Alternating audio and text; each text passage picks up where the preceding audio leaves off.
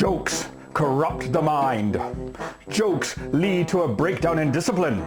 Jokes are the enemy of civility and decorum. Hi, this is your old pal, Uncle Phil, reminding you that jokes are not funny. I shall relate a joke to you. I will do this not for your enjoyment or pleasure, things that I frown upon most severely, but to conclusively prove to you that jokes are indeed not funny. Today's theme is decorum, defined by dictionary.com as dignified propriety of behavior, speech, dress, etc., and as an observance or requirement of polite society, something of which there is a dreadful lack these days. One of the last vestiges of decorum is the courtroom, where process and propriety are paramount. Thus I present to you the joke of the Chief Justice, the courtroom, and the pygmy. A little over 100 years ago, there was a small nation in Africa which was proudly part of the British Empire. The chief, however, wished to gain independence for his country, and so he set about negotiating with the British, and sure enough, plans were put in place for the country to have its independence. The chief was particularly interested in building a modern society complete with all of its institutions, and of particular interest to the chief was to build a justice system with courts, judges, and lawyers. Now, the chief had been taught to read and write, but he had very little knowledge of how a justice system actually worked. However, from time to time, a merchant steamship would come by and drop off a copy of the London Daily Telegraph. The chief read this newspaper with great interest and particularly followed the sections regarding court procedures. As Independence Day was approaching, the chief decided to invite the Chief Justice of the British Supreme Court to come and watch the ceremonies for Independence Day and to preside over the opening of the courthouse. The Chief Justice arrived, and on the day of the celebrations, he was very impressed with all of the pomp and pageantry of the Independence Day celebration, and before long, the courthouse was opened. The Chief Justice and the Chief were in the gallery watching the first trial unfold.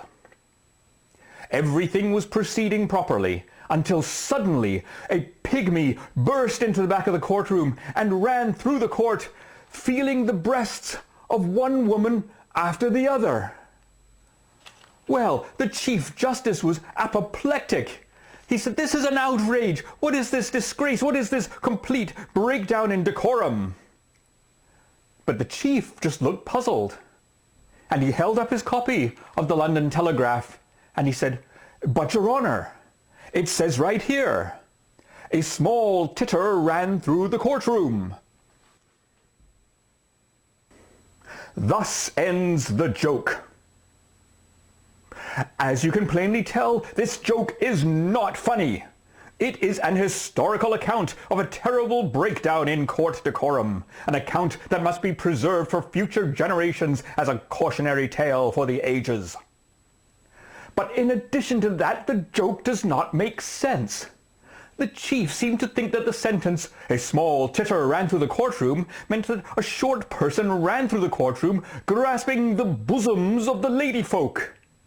There is no explanation for this. As we all know, a titter is a type of laughter along the lines of a giggle, a chuckle, a chortle, or perhaps even a guffaw, all outbursts of glee that I find most disgusting. Tittering is, for reasons beyond me, a typical reaction of some rascals to words such as bosom. And yet, I feel a great sadness in my bosom.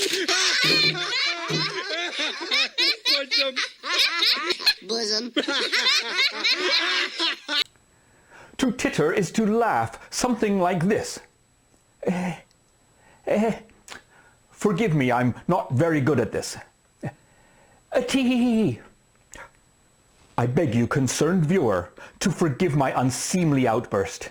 It had to be done for demonstrative and educational purposes only.